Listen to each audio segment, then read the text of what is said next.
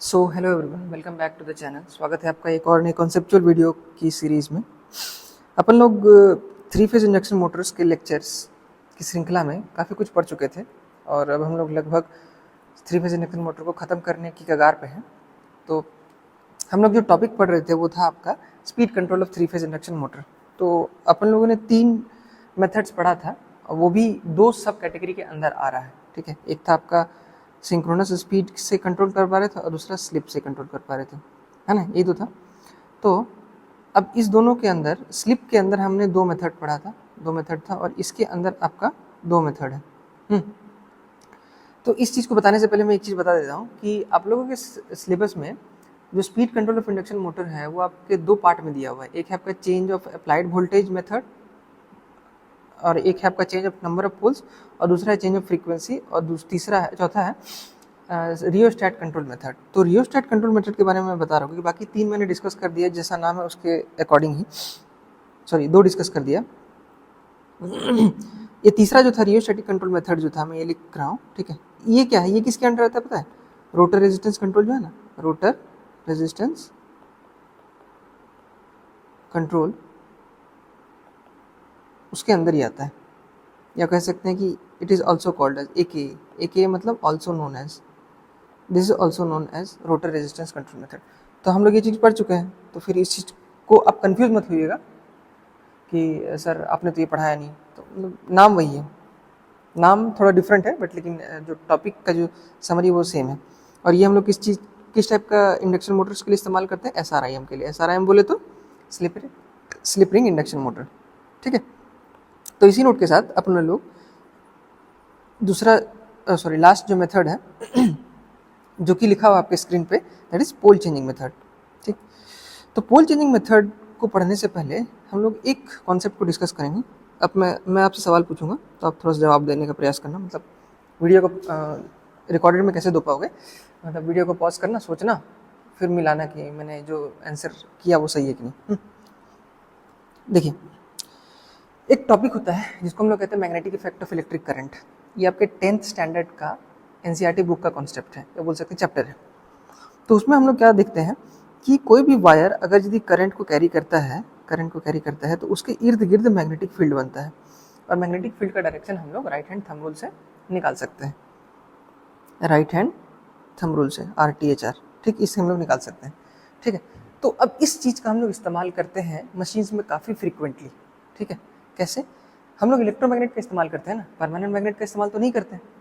तो जब इलेक्ट्रोमैग्नेट का इस्तेमाल करते हैं तो इलेक्ट्रिसिटी तो चाहिए।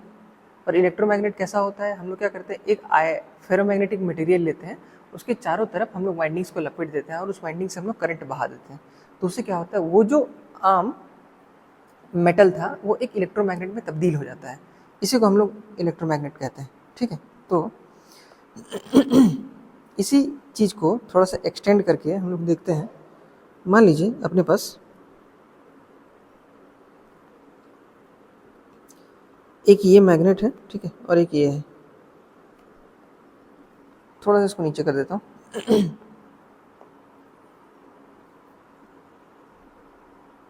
अरे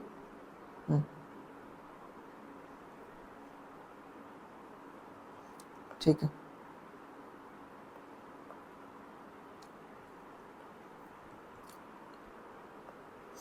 मैं क्या करता हूँ कि एक जो मेटल है फेरोमैग्नेटिक मटेरियल, उसके अक्रॉस मैं वाइंडिंग्स को लपेट देता हूँ। ठीक है, और इसमें से करंट मैं बहा देता हूँ I, और करंट आपका ऐसे जा रहा है, यहाँ से भी ऐसे, यहाँ से ऐसे, और यहाँ से ये करंट निकल गया। ठीक, तो राइट हैंड थंब रूल के अकॉर्डिंग अगर यदि ऐसा होता है तो उस केस में हम लोग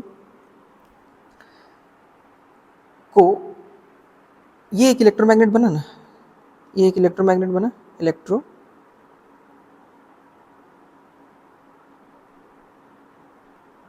मैग्नेट बना। ठीक है, अब ये इलेक्ट्रोमैग्नेट जो बना तो इसका हमको पोलैरिटी याद करना होगा ना, कि इसका कौन सा पोल जो है वो नॉर्थ पोल है और कौन सा पोल जो है वो साउथ पोल है, बिल्कुल करना होगा। तो उस चीज़ के लिए हम लोग इस्तेमाल करते हैं right hand thumb rule, RTRHTR, right hand thumb rule. ठीक, इसमें से क्या होता है कि हम लोग का राइट हैंड को हम लोग एक्सटेंड करते हैं, खोलते हैं। ठीक, अब पाम के ऊपर उस इलेक्ट्रोमैग्नेट को रखते हैं और जो बाकी अदर फिंगर्स हैं, मतलब कि थंब को छोड़ करके बाकी सारे फिंगर्स जो हैं, उससे हम लोग वाइंडिंग्स या फिर जिस डायरेक्शन में करंट बह रही है उस डायरेक्शन में हम लोग अपने हाथ को कर लेते हैं, मोड़ लेते हैं।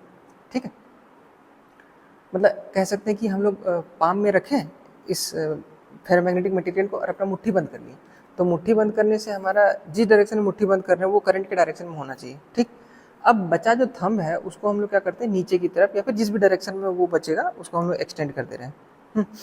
तो उससे क्या होगा, हम लोग यहाँ पे देखेंगे उस चीज़ को यदि अप्लाई करेंगे तो ये वाला जो पार्ट है, सॉरी,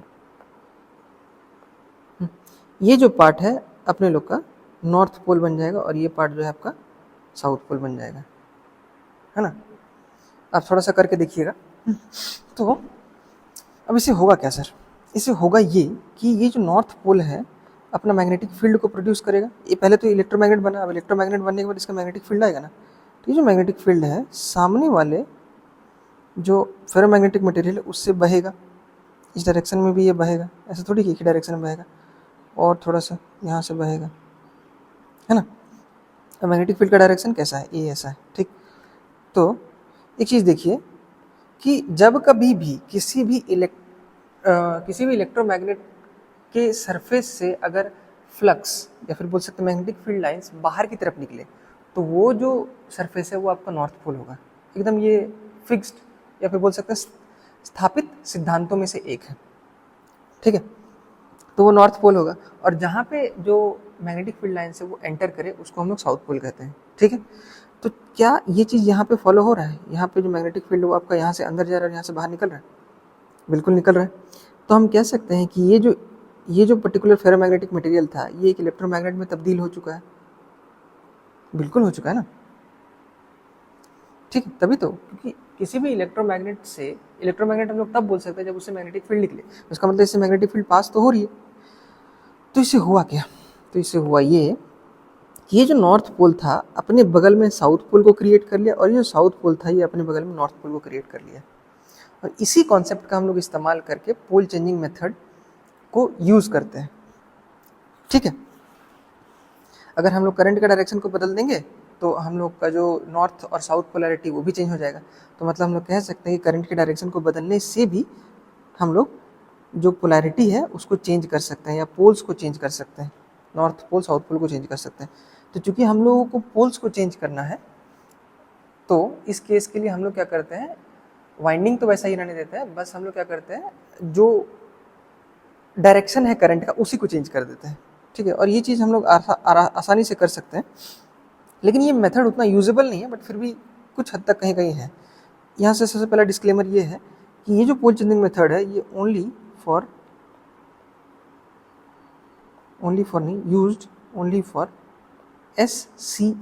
SCIM बोले तो स्क्विरल केज इंडक्शन मोटर, क्योंकि वहीं पे जो नंबर ऑफ पोल्स है वो स्टेटर को देखा देखी अपने आप डेवलप हो जाते हैं, बाकी और किसी में नहीं होता है। ठीक है, इसलिए मैं लिखा इसको, इस चीज़ को याद रखिएगा। अब देखिए इस चीज़ को करते कैसे हम लोग यहाँ पे ड्रॉ कर लेते हैं बहुत सारा चीज़। ये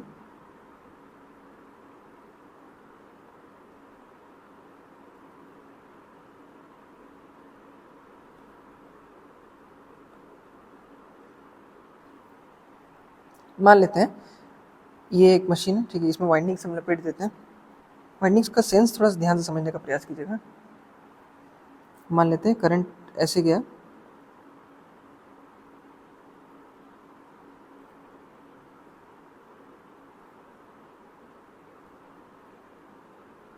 यहाँ से बाहर आया। ठीक, अब इस चीज़ को हम लोग क्या करेंगे, हम लोग इसमें लपेट देंगे। इसमें भी कैसे लपेटेंगे, यहाँ से लपेटेंगे।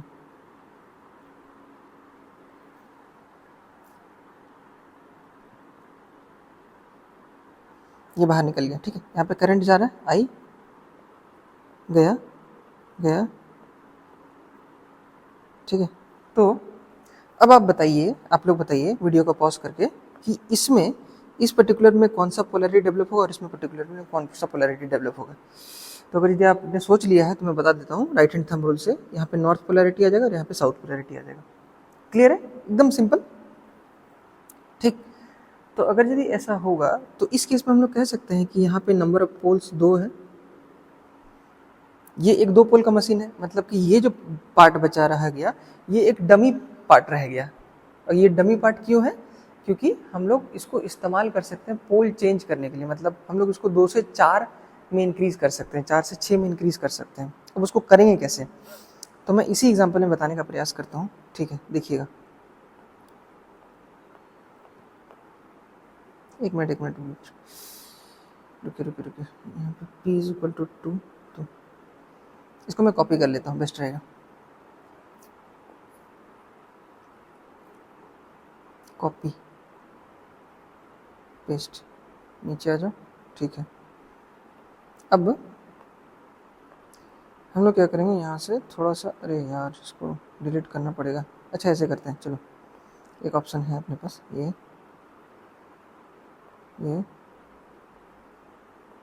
यस,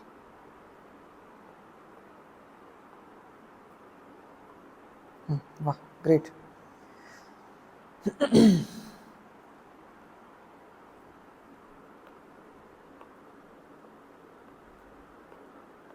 देखिए अब क्या करते हैं अपन लोग, यहाँ पे देखिए हम लोग क्या करते हैं, सेम चीज़ को हम लोग करते हैं यहाँ से इसको उठाएं, यहाँ से उठाएं और यहाँ से लेके आए और यहाँ से हम लोग अंदर की तरफ लपेट दिए। ठीक है, मतलब वो अंदर से आया और ये ऐसे गया। ठीक है, फिर वो यहाँ से ऐसे गया, ठीक, और ये बाहर आ गया। हाँ, तो करंट यहाँ से एंटर किया, यहाँ पे मूव किया, यहाँ पे मूव किया, सॉरी उल्टा हो गया, यहाँ पे मूव किया, यहाँ पे मूव किया, यहाँ से बाहर निकल गया करंट। ठीक है, अब बताइए वीडियो को पॉज करके कि यहाँ पे कौन सा पोल आ गया होगा। ठीक है, अगर आपने ट्राई कर लिया होगा तो मेरे ख्याल में यहाँ पे साउथ पोल आएगा, सॉरी साउथ पोल नहीं आया, नॉर्थ पोल आएगा, माय मिस्टेक, नॉर्थ पोल आ गया। अब बताइए, हम लोगों ने पढ़ा है कि किसी भी मशीन में बेसिकली नॉर्थ और साउथ तो होते ही हैं, मतलब कह सकते हैं कि मैग्नेट्स जो होते हैं उसमें बाय डिफ़ॉल्ट नॉर्थ पोल और साउथ पोल तो होंगे ही होंगे, उसके बिना कोई मैग्नेट नहीं होता है। ठीक है, तो अगर यहाँ पे 2 नॉर्थ पोल आए तो इसका मतलब उसको 2 साउथ पोल की आवश्यकता होगी ना, तभी तो एक बैलेंस बन पाएगा ना, नॉर्थ साउथ का। ठीक है, नहीं तो वो अनबैलेंस मशीन हो जाएगा, अब ऐसा मशीन डेवलप ही नहीं हो पाएगा। ठीक, तो इसका मतलब है जो बाकी बचे जो डमी पोल्स है, क्या ये वहाँ पे ऐसा हो सकता है? हो सकता है, देखते हैं। देखिए यहाँ से जो मैग्नेटिक पोल्स निकलेगा वो यहाँ से ऐसे जाएगा, लेकिन सबसे नज़दीकी जो पार्ट है वो कौन सा, ये वाला है, ये यहाँ से अपना पार्ट को कवर कर लेगा। ठीक है, सिमिलरली ये जो पार्ट है यहाँ से भी तो निकलेगा ना, और ये यहाँ से ट्रैवल करेगा और ऐसे ऐसे यहाँ से ट्रैवल कर लेगा, फिर अगेन यहाँ से नॉर्थ पोल से ये निकलेगा, यहाँ से भी वही चीज़, सॉरी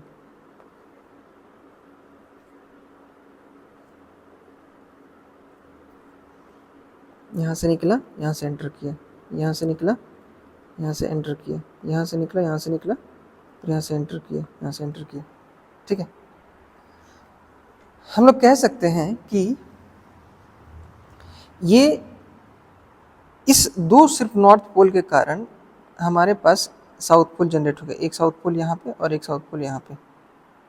ठीक है, तो 2 साउथ पोल का जनरेशन हुआ, तो अब हम लोग क्या कह सकते हैं कि ये जो पोल है वो 4 पोल का मशीन बन गया ना, बिल्कुल बन गया। तो एक मिनट रुकिएगा, sorry for the interruption guys, वो एक अर्जेंट काम आ गया था। Anyways let's restart. तो हम लोग यहाँ तक डिस्कस किए थे कि 2 नॉर्थ पोल, मतलब जस्ट वाइंडिंग का सीक्वेंस को चेंज करने से हमारे पास 2 नॉर्थ पोल जनरेट हो गए एक ही जगह पे। तो उस 2 नॉर्थ पोल के कारण जो फील्ड लाइंस है वो अपना पाथ को चेंज करके इस पर्टिकुलर यहाँ पे जो फेरोमैग्नेटिक मटेरियल्स थे उससे इसने अपना पाथ को कंप्लीट किया। तो इससे अपने लोग के पास नंबर ऑफ पोल्स इंक्रीज हो गए ना। देखिए सेम मशीन है, बस हम लोगों ने वाइंडिंग का डायरेक्शन को चेंज करके एक बार नंबर ऑफ पोल्स 2 इस्तेमाल किया और एक बार नंबर ऑफ पोल्स 4 इस्तेमाल किया। तो क्या हम लोग का स्पीड चेंज हो जाएगा? बिल्कुल हो जाएगा। कैसे? क्योंकि हम लोग को पता है कि जो NS होता है वो आपका क्या होता है 120 एफ अपॉन पी होता है। तो अगर यदि हम लोग एक बार एफ का पी का वैल्यू 2 डालें तो एक स्पीड आएगा, एक बार पी का वैल्यू 4 डालें तो एक स्पीड आएगा।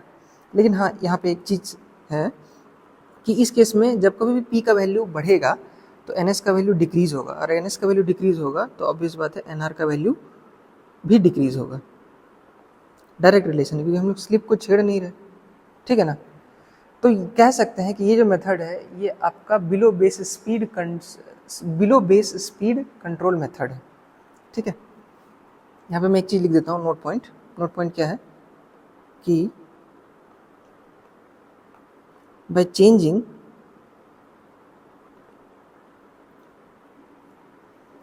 the connection